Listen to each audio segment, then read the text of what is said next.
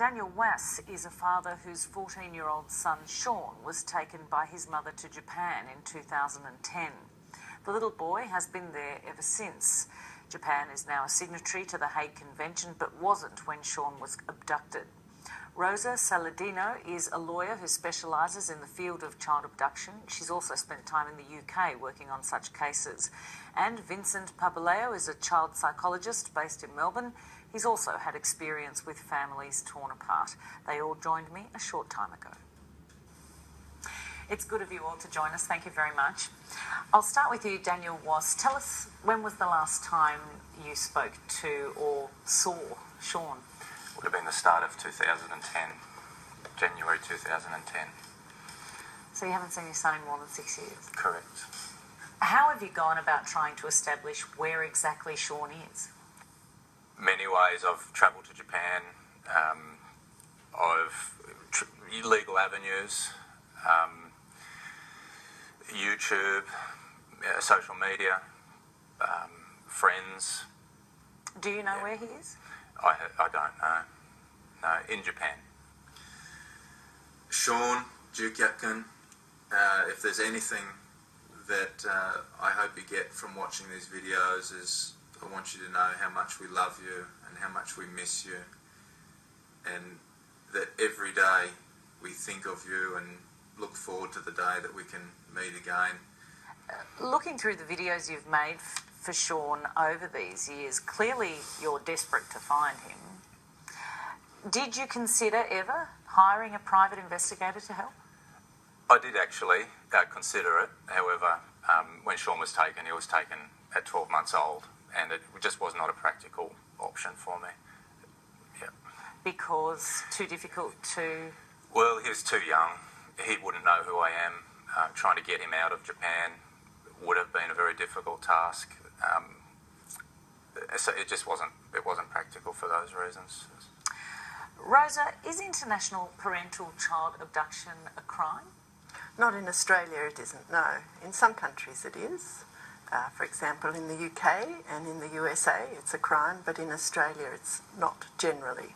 Do you think it should be? No, I don't, on balance. I mean, there are arguments for and against, of course, but the difficulty with making it a crime is that it makes it much more difficult to negotiate a voluntary return, and also, particularly as most of the abducting parents tend to be the custodial parent, if it's a crime and if the abducting parent is jailed, then in a sense you're punishing the child by removing it from its principal carer. The major advantage of making it a criminal offence is that the Interpol can be involved, but we find that Interpol are quite cooperative, even if it isn't a criminal offence in Australia. For example, there are a number of cases that I know of where a yellow alert has been put on a child, that the whereabouts of that child are unknown, and if that child pops up entering or leaving a country, then Interpol will be alerted. So they're very cooperative. And people often talk about extradition because you can extradite a person where a criminal offence has been committed in both countries. But the extradition is actually only of the abducting parent, has no effect on the child. So you could end up in the woeful situation where you've got a parent extradited to Australia and the child left, say, in the US or something like that. And that would be, I think, the worst of all possible outcomes. Vincent, I might draw you into the conversation at this point. What is the impact, generally speaking, on a child in this situation? That's a complicated question. It depends on the age of the child, the stage of the child. It depends on what the child understands of the circumstances of his or her removal. So in the case of an infant, their experience will be quite different to the age of a preschool or a school-age child who might be told that their parent is dead, that their parent doesn't love them, that their parent has hurt them, that they're not safe, that they should be scared of that parent, as compared to older children who are actually enlisted in maintaining the secrecy, so that when they live in the other country, they have to maintain secrecy, they avoid the police, their identities could be changed, their names could be changed. So the whole experience depends on the different age and stage of the child. What we do know is that in terms of longitudinal functioning, these children grow up to be adults who have very severe problems, often struggle with depression, having a sense of who they are and where they fit. They often feel as though their experience is different to that of the people around them. They feel isolated. Depression and anxiety are very commonplace. People who experience these sorts of events often feel an enormous sense of fractured trust. They find it difficult to maintain intimate personal relationships. They feel violated. They're angry. They often lose contact with both of their parents. And as they come to understand that one parent has removed them, their anger at that parent can be enormous, and yet they are unable to scaffold onto the other parent from whom they've been estranged for such a long period. Vincent, what you described at the outset about the experience of an infant and what they're told and their experience, is that typical? Well, if you imagine a very small child who has no other awareness of what's going on in their world other than their dependence on their primary carer, they will develop an internal coherent experience. That will be what their world is. Daniel, does that concern you, that perhaps Sean has been told a series of half-truths or untruths about the circumstances under which he was taken away from you? Absolutely, it does.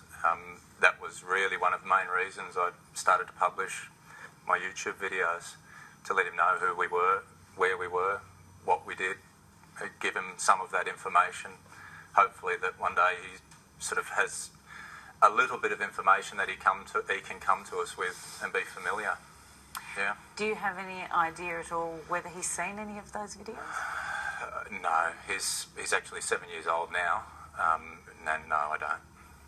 Do you have any contact at all with any of his wider family, grandparents, or her brothers and sisters, or no, unfortunately network? Not. I have travelled to Japan and I have made contact with them, literally at the doorstep. However, it's not continuous. Yeah. And they haven't been helpful in terms of helping you gain access to your son? No, at one stage they told me that I wasn't his father and to go back to Australia, get on with my life. Goodness me, that must have been a very difficult visit. It was a bit of a shock, yeah. And have you tried to navigate the legal system within Japan? No, I haven't. Unfortunately, Japan's legal system is not the same as ours. They don't provide for dual custody or shared parenting, and it's not something that I've entertained. So Rosa, for people like Daniel who've had this situation thrust upon them and with a country that wasn't a member of the convention, what is the avenue of appeal? Well, it's the action that Daniel has taken, which is to make an access application under the Hague Convention. And no, I mean countries that are not signatories. Oh, at all? At all. Oh, well, in that case, the only avenue is to commence legal proceedings in that country. There is some assistance offered by the Commonwealth Government. There's a scheme of financial assistance to assist with payment of the legal fees.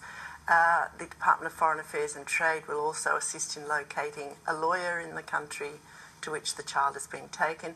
But essentially, the legal action has to be taken under the domestic law of that country. And we're talking about countries like Lebanon, which is the country that's currently in the frame with the story that's making the headlines at the moment, because, of course, Lebanon, as I understand it, is not a signatory. Yes, that's right. And, I mean, I don't profess to know anything about Lebanese law, but it is a legal system, and that's in my view, the best way to tackle that, through the legal system or through mediation. Vincent, is it always the case that the abductor is the villain and the parent behind and the child are the victims? There are certainly some cases where one parent will abscond because of very real violence, a very real threat to their or their child's life. My experience is that is the minority. More often than not, the parent who has absconded with the child engages in behaviour because they believe they've been unfairly treated, that their concerns regarding their child have not been properly investigated, that there is a flaw in the legal system, that they are the only person who can protect their child, that they're the only person who knows the truth. But often more careful investigation can reveal that this self-righteous need to protect is in fact a thinly veiled revenge or punishment against the other parent for leaving them, or because a decision has been made that hasn't gone in their favour. I think there is inherently a danger in assuming that all cases are the same, and obviously each case needs to be considered on its own individual merits. But healthy psychological functioning usually entails some kind of meaningful, healthy integration of your parents, your family, who you are and where you belong. And for children who are removed so forcefully and immediately, they lose everything. They lose one whole half of their existence. They lose a half of their culture. They maybe have to adapt to a new environment immediately. And depending on the age of the child, they may learn a new language and not even be able to communicate with their parent, who is the non-absconding parent. What's your overall view of international parental child abduction? I think that when you remove a child so decisively from the world in which they live, you are really compromising their welfare. And as I said earlier, the longitudinal research tells me that these children, as they grow up, and especially when there's been an abduction that has involved some sense of deceit, where the child has been told misinformation, where the child is told that their parent is dead or didn't love them, or that the child has been replaced by another child, the realisation that that is not true means that there is a reorganisation of their internal narrative that has a tumultuous effect. Rosa, do you think there's ever a time when the end justifies the means? No, I don't, but I've not personally been in that situation, and I think, I'm not really able to say what additional layers the emotion of the situation would add. But looking at it dispassionately, I think that there are ways to deal with whatever problems are facing the potentially abducting parent within the country. And really that's the best way to proceed in the longer term for the child, because you don't have this removal that Vince was talking about. You have some either adjudicated or agreed resolution.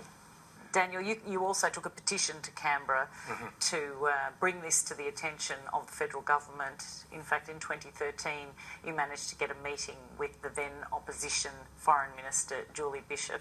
Yeah. Let's take a look at that. Should we be in government at the end of this year or sometime earlier, we will do what we can to help you with this issue regarding your son. In the meantime, from opposition, we'll do what we can to press the government to make the appropriate inquiries. Julie Bishop told you there that she gave you a commitment to help you should she win government. That's right. Since she's become a federal minister, what has she done to help your cause? Unfortunately, I haven't actually had anything happen. I've had one email which was not even addressed to me, how it was addressing my situation, so she couldn't even get my name right. We have to leave it there. Thank you all so much for joining us. Thank you.